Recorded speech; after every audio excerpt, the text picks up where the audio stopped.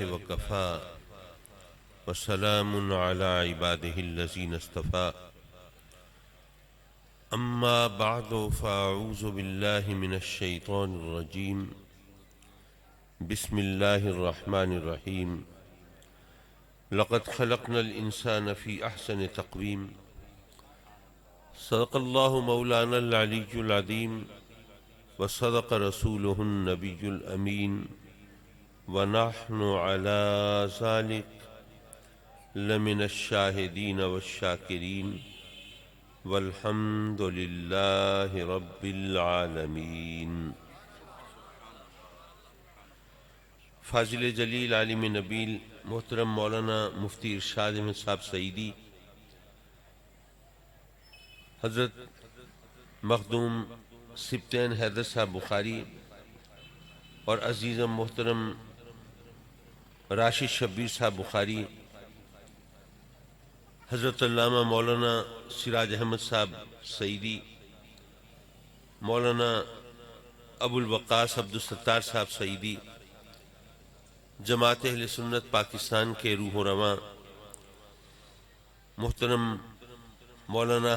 محترم حاجی غلام یاسین صاحب سومرو اور مہمانان گرامی، علماء اہل سنت، مکرم و معزز حاضرین محفل، الحمدللہ بڑا روح پرور منظر ہے۔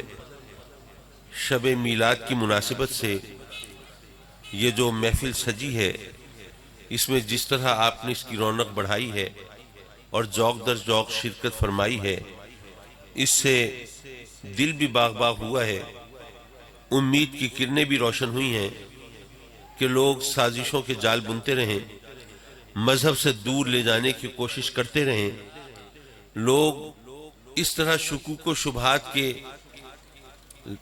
حوالے سے لوگوں کو ورغلاتے رہیں، بہکاتے رہیں، لیکن الحمدللہ یہ آقا کریم حضور علیہ السلام کے دیوانے یہ محفلیں سجاتے رہیں گے، میلاد مناتے رہیں گے، درود و سلام کے زمزمے بہاتے رہیں گے اور یا رسول اللہ کی گونج مچاتے رہیں گے۔ حضرات مکرم، مجھے کوئی لمبی چوڑی تقریر نہیں کرنی، اور پھر ویسے بھی ماشاءاللہ ہمارے سومرو صاحب بہت بات کے پکے ہیں، انہوں نے کہا تھا 11 بجے خطاب ہوگا آپ کا، تو آپ نے 11 بجائی دیے۔ بہرحال ابھی آپ جانتے ہیں کہ مفتی ارشاد صاحب نے آپ کے ذوق کے مطابق آپ کی زبان میں آپ سے ہم کلام ہونا ہے، اور میں ابھی وعدوں کی ڈور میں بندھا ہوں، ابھی رسول پور میں بھی پہنچنا ہے، سلطان پور میں بھی پہنچنا ہے، اور بہرحال رب کائنات نے ہمیں توفیق بخشی کہ ہم نے آقا کریم صلی اللہ علیہ وسلم سے اپنی غلامی کے اقرار اور محبت کے اظہار کا یہ موقع تلاش کیا۔ حضرات مکرم، وہ جو ہمارا رب ہے، پروردگار ہے، پالنہار ہے، خالق ہے، مالک ہے، اس نے اپنے بندوں کی ہدایت کے لیے، رہبری کے لیے، رہنمائی کے لیے سلسلہ نبوت و رسالت جاری فرمایا۔ اب وہ چاہتا تو ہر ایک کو ڈائریکٹ ہدایت بھی دے سکتا تھا، اس کے لیے کوئی مشکل نہیں تھی، کن فیکون، نہ کوئی فنڈز کا پرابلم تھا، نہ کوئی مین پاور کا کوئی مسئلہ تھا، نہ کوئی اور دقت دامنگیر تھی، وہ جو چاہے سو کرے، لیکن اس نے ہماری ہدایت کے لیے انبیاء کو بھیجا، ہم سب کو ڈائریکٹ ہدایت نہیں دی، اور اس میں اس کی حکمت تھی۔ آپ سوچئے کہ ابھی تو ہمیں ہدایت ملتی ہے انبیاء کے ذریعے، ہم سے کبھی خطا بھی ہو جاتی ہے، غلطی ہو جاتی ہے، نافرمانی ہو جاتی ہے، حکم عدولی ہو جاتی ہے، پھر رب کائنات ہمیں توفیق دیتا ہے، ہم آنسو بہاتے ہیں، فریاد کرتے ہیں، رب کی بارگاہ میں گر گراتے ہیں اور معافی مانگتے ہیں۔ وہ رحمان ہے، وہ رحیم ہے، تواب ہے، ستار ہے، غفار ہے، کرم فرماتا ہے، معاف فرما دیتا ہے۔ لیکن اگر ہم سب کو براہ راست ہدایت مل رہی ہوتی تو جس کو رب کی طرف سے ڈائریکٹ احکام ملیں وہ تو نبی ہوتا ہے نا۔ اب آپ سوچئے کہ آپ سب اپنے آپ سے پوچھنے کی بات ہے، کسی دوسرے سے سوال کرنے کی ضرورت نہیں، اپنے آپ سے پوچھئے کہ اگر رب کی طرف سے ایسے احکام ملتے جو ہماری مرضی اور ہماری خواہش کے خلاف ہوتے تو کیا ہم سب ان پر صحیح طرح عمل کر لیتے؟ کچھ لوگ کر لیتے، لیکن بہت سے لوگ بہانہ سازی کرتے، کچھ راستے ڈھونڈنے کی کوشش کرتے۔ یارو ابھی تو ہمیں احکام ملتے ہیں اللہ کے نبیوں کے ذریعے، تو چلیے ہم سے خطا ہو جائے تو رب کائنات معاف فرما دیتا ہے، لیکن جب ہم خود مقام نبوت پر ہوتے اور پھر حکم عدولی کرتے، نافرمانی کرتے، بہانہ سازی کرتے، پھر کوئی بچاؤ کی صورت ہوتی؟ اچھا، آپ سوچ سکتے ہیں کہ جب اللہ ہر ایک کو مقام نبوت سے نوازتا تو پھر وہی اوصاف، وہی کمالات، وہی محامد، وہی محاسن، وہی مکارم اور وہی خصوصیات عطا فرما دیتا جو انبیاء کی ہیں؟ یارو ہر ایک کو اگر اس نے اسی طرح وہ محاسن و مکارم عطا فرمانے تھے جو نبی کے ہیں، پھر انسان بنانے کی کیا ضرورت تھی؟ پھر فرشتے ہی کافی تھے۔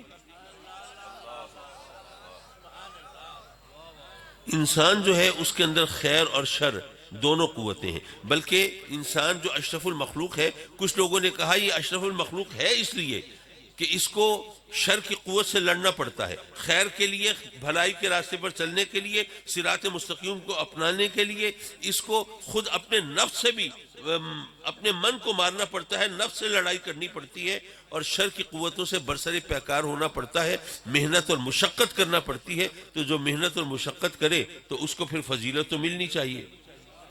بظاہر یہ بات بڑی اچھی ہے، لیکن اس پر اعتراض ہوتا ہے، وہ یہ کہ سابقہ امتوں کے لیے احکام شریعت زیادہ سخت تھے۔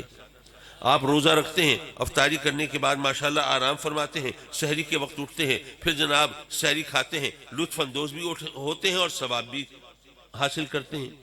لیکن سابقہ امتوں کے لیے سہولت نہیں تھی۔ روزہ افطار کیا، اسی وقت جو کھا پی لیا بس ختم، اگلا روزہ شروع۔ آپ کا کپڑا ناپاک ہوا، آپ نے جا کے پانی سے دھو لیا، کپڑا پاک ہو گیا۔ پہلی امتوں کے لیے یہ سہولت نہیں تھی، جو حصہ ناپاک ہوا اس کو کاٹ کر علیحدہ کرنا پڑتا تھا، پھر باقی کپڑا پاک تصور ہوتا تھا۔ مشکل احکام تھے۔ تو اگر مشقت اور محنت کی وجہ سے فضیلت ملتی تو سابقہ امتوں کو آپ سے افضل ہونا چاہیے تھا، لیکن حکم ہے کنتم خیر امہ، سب سے بہتر امت تو تم ہو۔ بلکہ اس بات کو ذرا آسان طریقے سے بیان کروں، آپ سے میں پوچھتا ہوں، یہ بتائیے ایک رات عبادت کرنے میں زیادہ محنت ہے یا 1000 مہینے عبادت کرنے میں زیادہ محنت ہے؟ ظاہر ہے زیادہ محنت تو 1000 مہینے میں ہے، لیکن اگر محنت اور مشقت کی بنیاد پر فضیلت ہوتی تو لیلۃ القدر کو تو فضیلت مل ہی نہیں سکتی تھی۔ اچھا، کچھ علماء نے فرمایا کہ دراصل انسان اشرف المخلوق اس لیے ہے کہ وہ مسجود ملائکہ ہے، اسے فرشتوں نے سجدہ کیا۔ جس کو فرشتے سجدہ کریں اسے اشرف المخلوق تو ہونا ہی چاہیے۔ میں عرض کروں گا کہ یہ بات مان لی جائے تو اس پر بھی سوال اٹھتا ہے۔ یہ بات ماننے والا دراصل یہ سمجھتا ہے کہ سجدہ عظمت کی وجہ سے ہوتا ہے، اسی لیے تو سجدوں فرشتوں کا مسجود ہونے کی وجہ سے معظم ہوا، محترم ہوا، لیکن سجدہ عظمت کی وجہ سے تو ہوتا ہی نہیں۔ بھئی مسجد اقصیٰ کی طرف منہ کر کے پہلے سجدہ کرتے تھے، آج کریں تو جائز ہے؟ نہیں۔ کیا مسجد اقصیٰ کی عظمت میں کمی آ گئی ہے؟ عظمت اسی طرح ہے، لیکن سجدہ جائز نہیں۔ پتہ چلا کہ سجدہ عظمت کی وجہ سے نہیں ہوتا۔ سیدنا یعقوب علیہ السلام نے سجدہ کیا اپنے بیٹے حضرت یوسف علیہ السلام کو، قرآن گواہی دے رہا ہے۔ ان علماء سے پوچھئے مرتبہ کس کا زیادہ ہے؟ حضرت یعقوب کا۔ اگر سجدہ عظمت کی بنیاد پہ ہوتا تو پھر معاملہ الٹ ہونا چاہیے تھا، حضرت یوسف سجدہ کرتے اپنے باپ حضرت یعقوب کو۔ چلیے اس بات کو آگے نہ بڑھائیں، سیدھی سی بات کریں، آخری بات کریں، بھئی اللہ کی عظمت میں کبھی کمی ہو سکتی ہے؟ ہو ہی نہیں سکتی، وہ تو تمام عظمتیں عطا فرمانے والا ہے۔ جب اس کی عظمت میں کبھی بھی کمی نہیں ہو سکتی تو کم از کم اس کو تو ہر وقت سجدہ جائز ہونا چاہیے۔ لیکن جب آپ غروب سورج طلوع ہو رہا ہو، غروب ہو رہا ہو یا زوال کا وقت ہو، نماز پڑھنے کھڑے ہوں تو یہ علماء روک دیتے ہیں آپ کو، کہتے ہیں بھئی ابھی ذرا ٹھہرو، ذرا ٹھہر کے نماز پڑھنا۔ یہ کہیں کمال کرتے ہیں آپ، ہم کوئی بتوں کی پوجا تو نہیں کر رہے، غیر خدا کو سجدہ تو نہیں کر رہے، اپنے رب کی بارگاہ میں جھک رہے، پھر کیوں روکتے ہو؟ تو یہ کہیں گے کہ یہ بھی اسی رب کا حکم ہے کہ اس وقت مجھے بھی سجدہ نہ کرو۔ پتہ چلا کہ سجدہ عظمت کی وجہ سے نہیں ہوتا، یہ تو اللہ کے حکم کی وجہ سے ہوتا ہے۔ اور یہی وجہ ہے کہ اللہ تبارک و تعالیٰ نے، میں جسارت کر رہا ہوں کہنے کی، کہ جب ابلیس نے حضرت آدم کو سجدہ کرنے سے انکار کیا تو رب کائنات رحمان و رحیم ہے نا، اور اس کی رحمت اس کی باقی صفات پر حاوی ہے، تو اس نے ابلیس پر بھی اپنی رحمت کا اظہار فرمایا۔ بات ذرا عجیب لگ رہی ہوگی، چلیے اس کا ذکر کرتا چلوں۔ بات یہ ہے کہ حکم عدولی کر چکا، نافرمانی کر چکا، سجدہ کرنے سے انکار کر چکا، لیکن رب کائنات نظام کائنات کے اندر عدل و انصاف کا پہلا اصول مرتب فرما رہا ہے۔ پہلا اصول ہمیں یہ بتایا کہ اے میرے بندو یاد رکھو، ملزم اور مجرم کی حیثیت سے ابلیس ہو اور انصاف کرنے والا خود رب کائنات ہو، جس سے کچھ چھپا ہوا نہ ہو، وہ دلوں کا بھید بھی جانتا ہو، ظاہر بھی جانتا ہو، باطن بھی، نیت بھی، عمل بھی، ہر چیز اس سے آشنا ہو، لیکن ملزم کو سزا دینے سے پہلے اسے صفائی کا موقع دیتا ہوں۔ یہ تمہارے لیے پہلا اصول مرتب کر رہا ہوں۔ ابلیس کو فوراً سزا نہیں سنائی، ما منعک اللہ تسجد اذ امرتک، جب میں نے تجھے حکم دے دیا تھا پھر تجھے سجدہ کرنے سے کس چیز نے روکا؟ مجھے کچھ دوستوں نے بتایا کہ ٹی وی پر ایک پروگرام آتا ہے کون بنے گا کروڑ پتی۔ اچھا مجھے تو سچی بات ہے موقع ملتا نہیں ٹی وی کے سامنے بیٹھنے کا، آپ سے فرصت ملے تو ادھر بھی دیکھیں۔ تو مجھے بتایا کہ جناب اس کے اندر یہ سہولت بھی ہوتی ہے کہ کوئی بندہ سوالوں کا جواب دینے کے لیے اپنے کسی دوست کو فون کر کے بھی گائیڈ لائن لے سکتا ہے کہ ہاں بھئی بتاؤ ذرا اس سوال کا جواب کیا ہے۔ یہاں رب کائنات نے ابلیس کو اشارہ دیا، ما منعک اللہ تسجد اذ امرتک، اے ابلیس یہ خیال مت کرنا کہ میں بڑا عبادت گزار ہوں، زمین آسمان کا کوئی چپا چھوڑا نہیں جہاں پر میں نے سجدہ نہ کیا ہو، اور یہ آدم کی تو ابھی تخلیق ہوئی ہے، اس نے ایک سجدہ بھی نہیں کیا، میں اتنا عابد و زاہد ہو کر میں آدم کو سجدہ کیوں کروں؟ اے ابلیس یہ خیال بھی مت کرنا کہ میں تو بڑا پڑھا لکھا ہوں، فرشتوں کا بھی استاد ہوں، اور یہ آدم تو ابھی تخلیق ہوئی ہے، اس کے علم و فضل کا تو کچھ پتہ ہی نہیں، تو میں اتنا عالم و فاضل ہو کر میں اس کو سجدہ کیوں کروں؟ اور گویا ان بٹوین دا لائنز بین السطور یہ بھی بتا دیا کہ اے ابلیس یہ خیال مت کرنا کہ میں جناب ناری ہوں، نار سے بنا ہوں، آگ سے بنا ہوں، میں اعلیٰ ہوں، افضل ہوں، اشرف ہوں، برتر ہوں، اور یہ آدم کا خمیر تو خاک سے اٹھا ہے، میں اس کو سجدہ کیوں کروں؟ یاد رکھنا سجدہ عظمت کی وجہ سے نہیں ہوتا، وہ تو میرے حکم کی وجہ سے ہوتا ہے۔ جب میرا حکم ہو گیا اذ امرتک، جب میرا حکم ہو گیا تو پھر تجھے سجدہ کرنے سے کس چیز نے روکا؟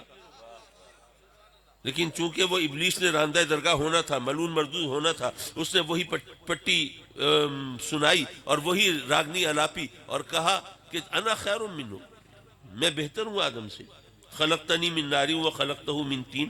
سوال جواب اب بھی ہو سکتے تھے، رب کائنات فرما سکتا تھا کہ تو کہتا ہے کہ تو آدم سے بہتر ہے، کیوں؟ اس لیے کہ تو نار سے بنا ہے اور آدم خاک سے، لیکن میں چاہوں تو ادنا سے اعلیٰ بنا دوں۔ بھئی آپ کاشتکار ہیں، مٹی سے اجناس و اسمار، پھل فروٹ، یہ تمام چیزیں اگاتے ہیں نا، یہ ڈرائی فروٹ اور چلغوزے یہ بھی تو اسی مٹی سے اگتے ہیں نا، تو بتائیے مٹی ادنا ہے اور اس سے اعلیٰ چیزیں بنتی ہیں کہ نہیں بنتی؟ بنتی ہیں۔ تو اللہ نے یہ نہیں فرمایا کہ بھئی میں چاہوں تو اعلیٰ سے ادنا بنا دوں، تو میرے اوپر قانون لاگو کر رہا ہے۔ اچھا ایک انگوٹھی سونے کی ہے، ایک لوہے کی، سونے کی انگوٹھی قیمتی ہے، لیکن لوہے کی انگوٹھی میں اگر آپ کوہ نور ہیرا لگا دیں، اب کون سی انگوٹھی قیمتی ہوگی؟ لوہے والی۔ اللہ فرما سکتا تھا تو نے خاک کے پتے کو تو دیکھا ہے، اس کی پیشانی میں کوہ نور نہیں دیکھا؟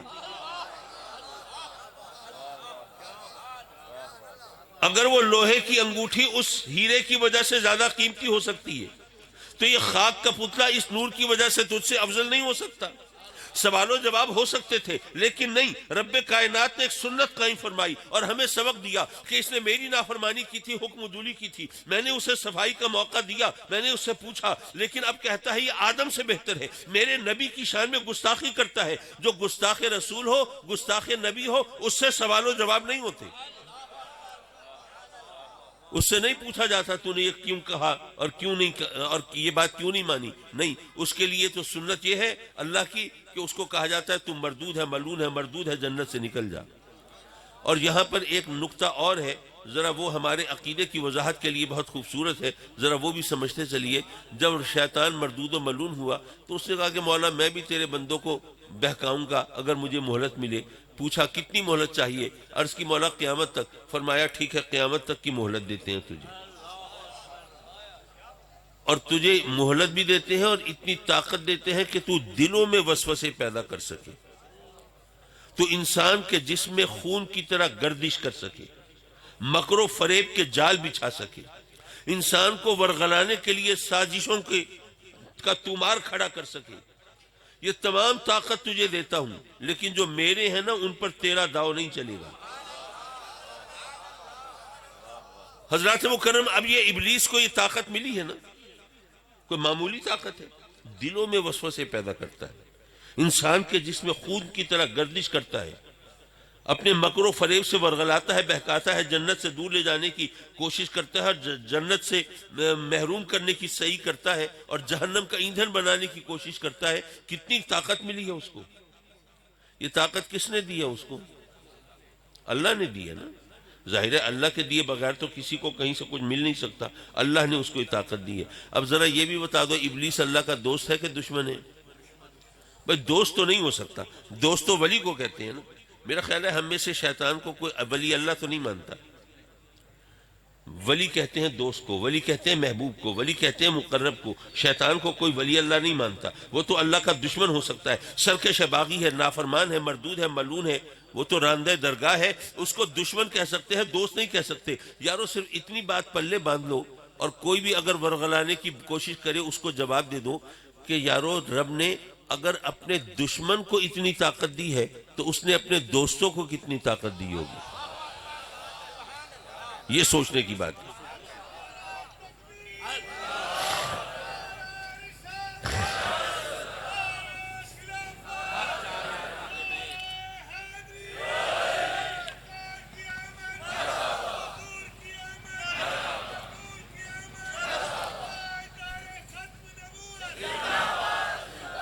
معاف کیجئے بات دور نکل گئی، میں یہ عرض کر رہا تھا کہ انسان اشرف المخلوقات، میرے ذہن میں ذرا تھوڑی سی کشمکش ہوئی، میں سوچنے لگا مولا انسان اشرف المخلوق ہے تو ایک کافر انسان تو یہ بھی ہیں، مشرک، منافق، فاسق، فاجر، بدکار، گناہگار، سیاہکار انسان تو یہ بھی ہیں، اور انسان اشرف المخلوقات ہے تو یہ بھی اشرف المخلوقات ہیں۔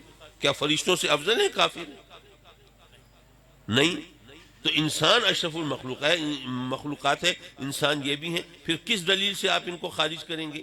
اس فضیلت سے محروم کیسے کریں گے؟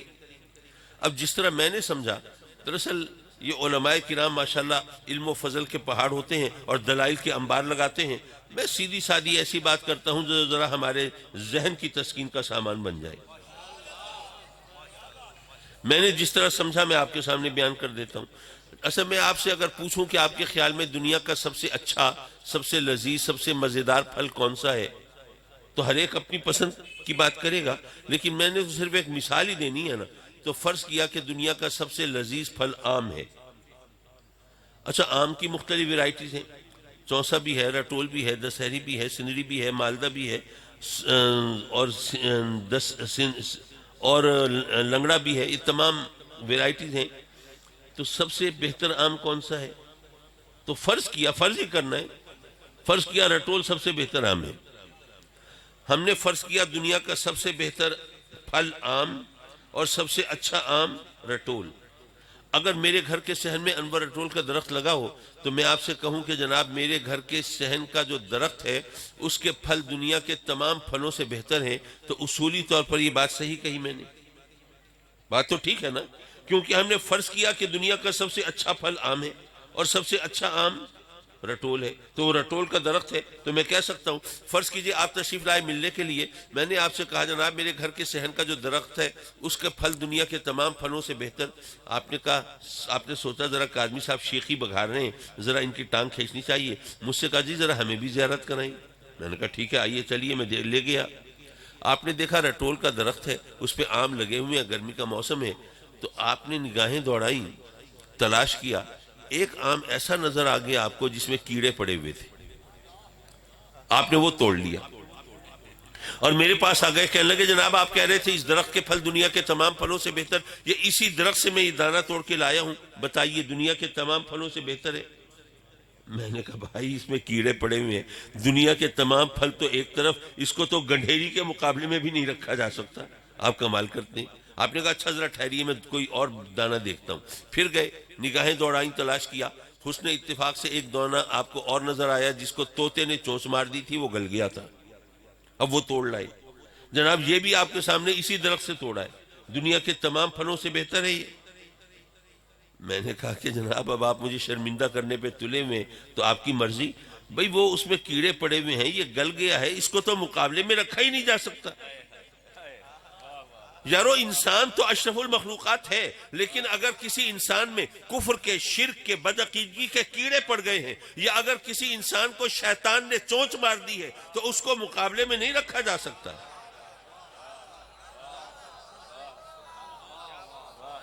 رب کائنات نے انسان کی عظمت کا ذکر فرمایا، لقد خلقنا الانسان فی احسن تقویم. ہم نے انسان کو سب سے احسن، سپرلیٹو ڈگری، سب سے بہتر تقویم پر تخلیق کیا. گویا یہ ہماری رب کائنات کی کاریگری کا شاہکار، اس کی صنعت کا نمونہ. ٹھیک ہے، قرآن ہے، ظاہر ہے ہم نے سر جھکا دیا، مان لیا، تسلیم کر لیا. لیکن ذرا ایک مثال سے بات آگے بڑھائی. دیکھیں، فرض کریں آپ کو مکان بنوانا تھا. اب آپ کے اتنے وسائل تھے نہیں کہ کوئی باقاعدہ انجینئر ہائر کرتے اور اس کی نگرانی میں مکان بنواتے. آپ نے کہا یار میں غریب آدمی ہوں، مجھے تو کوئی اچھا سا مستری مل جائے، میں سستے میں جان چھوٹ جائے گی، مکان بن جائے گا. دوستوں سے پوچھا یار کسی مستری کا پتہ بتاؤ، انہوں نے بتا دیا. آپ پہنچے اس کے پاس، بھئی مکان بنوانا ہے، بناؤ گے؟ اس نے کہا جی میرا تو پیشہ ہے، ضرور بناؤں گا. آپ نے کہا کہ اچھا، لیکن بھائی میں نے تمہارا کام دیکھا نہیں ہے، تو اپنی بنائی ہوئی کوئی بلڈنگ، کوئی عمارت، کوئی مکان مجھے دکھاؤ تو پتہ چلے نا کیسا کام کرتے ہو تم. اس نے کہا جی کوئی مسئلہ نہیں، چلیے میرے ساتھ چلیے. وہ آپ کو لے کے گیا، ایک مکان کے سامنے کھڑا کیا اور کہا کہ دیکھ رہے ہیں یہ مکان کتنا شاندار مکان ہے، یہ میرے فن کا شاہکار ہے. میں نے اپنی مہارت، اپنا فن، اپنی قابلیت سب اس میں سمو دی ہے. اس کی چھتیں تھوڑی ٹپکتی ہیں لیکن ہے بہت اچھا مکان. اس کا پلستر تھوڑا جھڑ رہا ہے لیکن کیا بات ہے اس مکان کی، کتنا شاندار ہے. اور اس کی بنیادیں ذرا ہل گئی ہیں لیکن فکر نہ کریں ہے بڑا مضبوط. آپ سوچیں اگر ایسی صورتحال ہو تو آپ تو لطیفہ سمجھ کے ہنس دیں گے اور اللہ کا شکر ادا کریں گے کہ مولا پہلے پتہ چل گیا، میں اس کو پیسے دے دیتا تو پھنس جاتا، میں کیا کرتا. یہ صورتحال تو لطیفے کی ہے نا، لیکن قرآن لطیفے نہیں سناتا، قرآن ہدایت دیتا ہے. مولا بے شک ہم مانتے ہیں قرآن ہدایت دیتا ہے، لطیفے نہیں سناتا، لیکن ایک طرف تو نے فرمایا کہ انسان تو نے احسن تقویم میں تخلیق کیا، یہ تیری کاریگری کا شاہکار، تیری صنعت کا نمونہ. اور اسی قرآن میں تو نے بتایا کہ ان الانسان لفی خسر، خسارے کا سودا کرنے والا. انہ لحب الخیر لشدید، مال کی محبت میں بڑا پکا. لربہ لکنود، اپنے رب کا ناشکرا.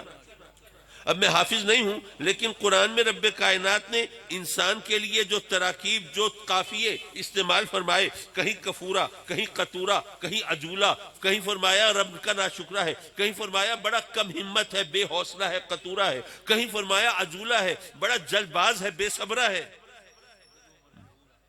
ظلومن جہولا، بڑا ظالم ہے اور جاہل ہے. تو مولا ایک طرف تجھے انسان کو اپنی تخلیق کا شاہکار فرمائے اور دوسری طرف پھر انسان کے اندر یہ عیب گنوائے. مولا اگر یہ قرآن سے باہر کوئی بات ہوتی تو ہم لطیفہ سمجھ کے ہنس لیتے، لیکن قرآن ہے، تیرا کلام ہے، یہ ہدایت دیتا ہے، لطیفے نہیں سناتا. تو مولا اب اس کو ہم کس طرح سمجھیں، کس طرح مانیں؟ حضرات مکرم بڑی سیدھی سی بات ہے. اگر یہ سمجھتے ہو کہ قرآن ہدایت دیتا ہے، لطیفے نہیں سناتا، تو ماننا پڑے گا کہ وہ انسان جو اس کی کاریگری کا شاہکار ہے، وہ جو اس کی صنعت کا نمونہ ہے، وہ انسان جو انسان کامل ہے وہ کوئی اور ہے، اور جو خسارے کا سودا کرنے والا ہے وہ کوئی اور ہے، رب کا ناشکرا کوئی اور ہے، مال کی محبت میں پکا کوئی اور ہے، وہ بے صبر اور بے ہمت کوئی اور ہے. یہ دونوں ایک نہیں. اگر دونوں کو ایک مانو گے تو پھر لطیفہ ہو جائے گا، مذاق ہو جائے گا، اور قرآن مذاق نہیں سناتا. دراصل یہاں پر آ کر ہمیں سمجھنا چاہیے، ہمیں رب کائنات نے بتا دیا ارے تمہارے اندر یہ نقائص ہے نا، یہ خامیاں ہیں نا، یہ کمی کوتاہی ہے نا، اور تم میرے محبوب کو کہتے ہو کہ ہم جیسا ہے، لطیفے سناتے ہو.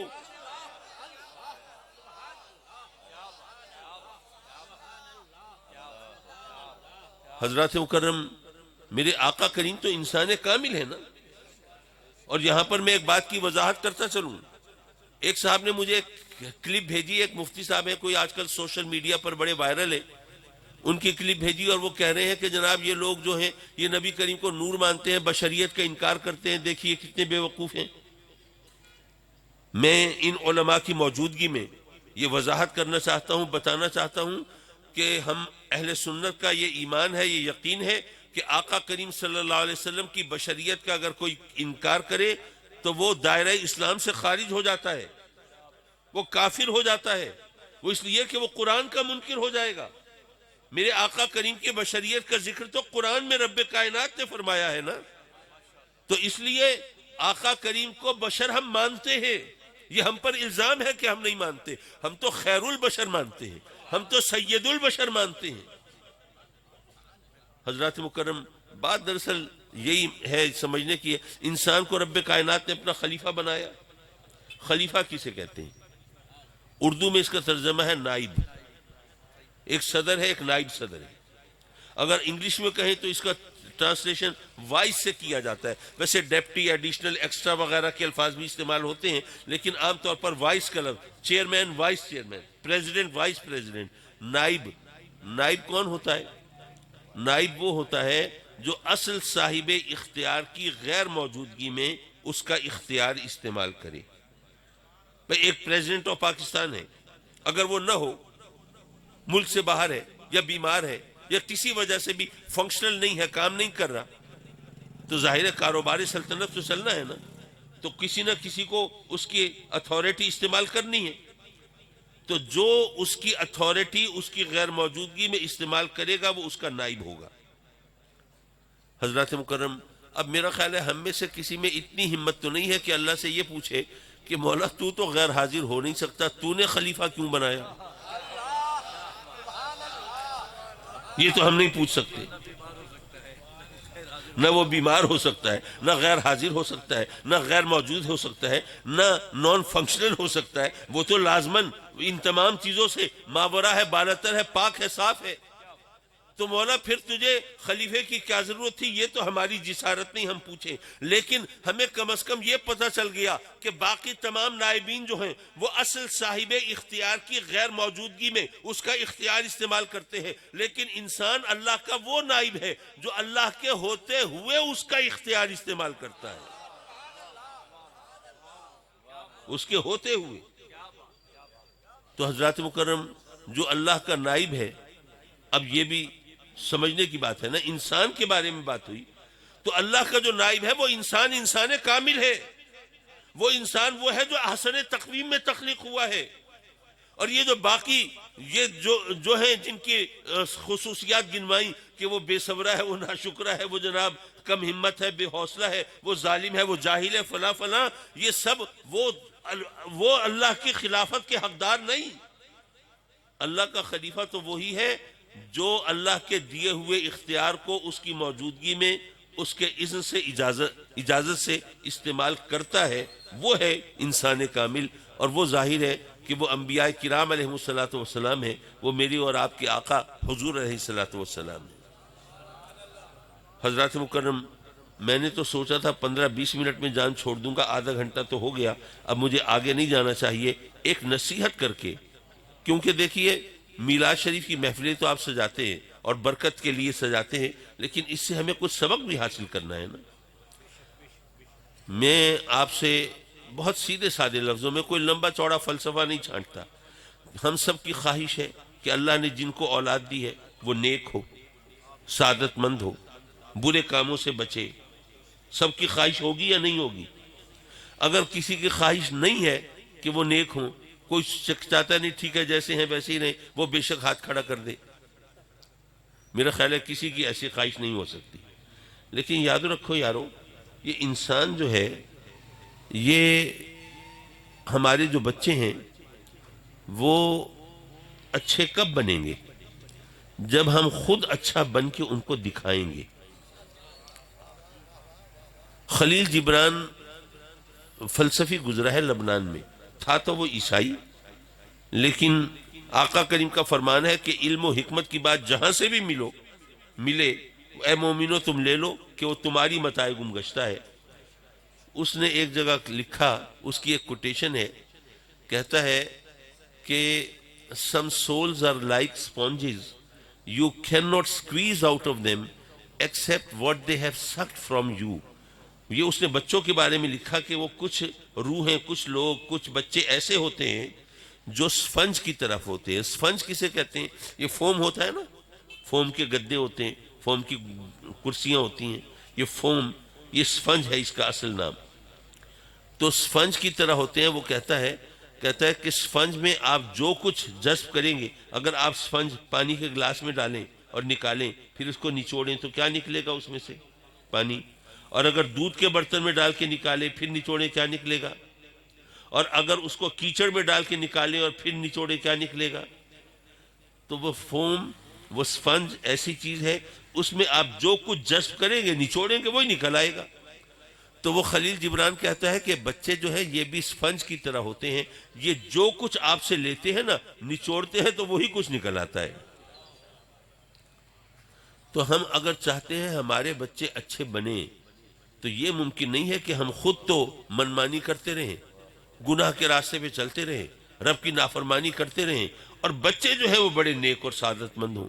ایسا ہوتا ہے ویسے ہمارے ہاں. بچے کو لے کے بیٹھے ہیں، بیٹے دیکھو اچھائی کا کام کرو، دیکھو سچ بولو. جھوٹ بولنے والوں پر تو اللہ کی لعنت ہے. جھوٹ بولنے والوں سے لوگ نفرت کرتے ہیں اور ان کا مذاق اڑاتے ہیں اور ان پر کوئی اعتبار نہیں کرتا. اور اگر سچ بولو گے تو تمہیں عزت ملے گی. یہ جناب سب اس کو سمجھا رہے ہیں، سکھا رہے ہیں. اتنے میں کسی نے دروازہ کھٹکھٹایا. آپ نے کہا جاؤ بیٹے ذرا دیکھو کون ہے. میرا پوچھے تو کہہ دینا ابو گھر پہ نہیں ہے. اب بچہ بھی گھن چکر بن جاتا ہے کہ ابھی جو اتنی تعلیم دے رہے تھے اس پہ عمل کریں، یا جو اب عمل کرا رہے ہیں، ٹریننگ کر رہے ہیں، اس پہ عمل کریں. تو سیدھا میرے آقا کریم صلی اللہ علیہ وسلم کی سیرت مبارکہ کی یہ خصوصیت ہے کہ آپ نے ہمیں جو حکم دیا ہے پہلے اس پر خود عمل کر کے دکھایا ہے. زبانی کلامی باتیں نہیں، ہمارے لیڈرز کی طرح نہیں کہ اوروں کو نصیحت اور خود میاں فضیحت. اگر ہمیں حکم دیا ہے کہ تم نے مال کا 40واں حصہ خدا کی راہ میں دینا ہے، غریبوں کا حق ہے، تو میرے آقا کریم نے صرف 40واں حصہ نہیں دیا بلکہ سارا گھر خدا کی راہ میں لوٹا کے دکھایا ہے. اگر ہمیں حکم دیا ہے کہ تم نے 5 وقت نماز پڑھنی ہے تو خود صرف 5 وقت کی نمازیں نہیں پڑھی، تہجد کی نماز میرے آقا کریم پر فرض تھی، اور اس کے علاوہ اشراق ہے، چاشت ہے، اوابین ہے اور تمام نوافل ہیں، میرے آقا کریم نے وہ بھی پڑھے. اگر ہمیں حکم دیا ہے کہ تم روزے رکھو رمضان کے، تو میرے آقا کریم نے ہر سوموار کو بھی روزہ رکھتے تھے کہ میرے میلاد کا دن ہے. اور اسی طرح میرے آقا کریم صوم وصال رکھتے تھے، ملے ہوئے روزے. روزہ رکھا، پھر افطاری نہیں کی، سحری نہیں کھائی، بلکہ دوسرا روزہ شروع. 70 دن تک روزے مسلسل چل رہے ہیں. تو میرے آقا کریم نے یہی عمل تھا نا کہ جس کی وجہ سے صحابہ کرام کا یقین مستحکم ہوتا تھا. آقا کریم جو فرما رہے پہلے عمل کر کے دکھا رہے ہیں، خالی خولی باتیں نہیں ہیں، عملی نمونہ سامنے ہے.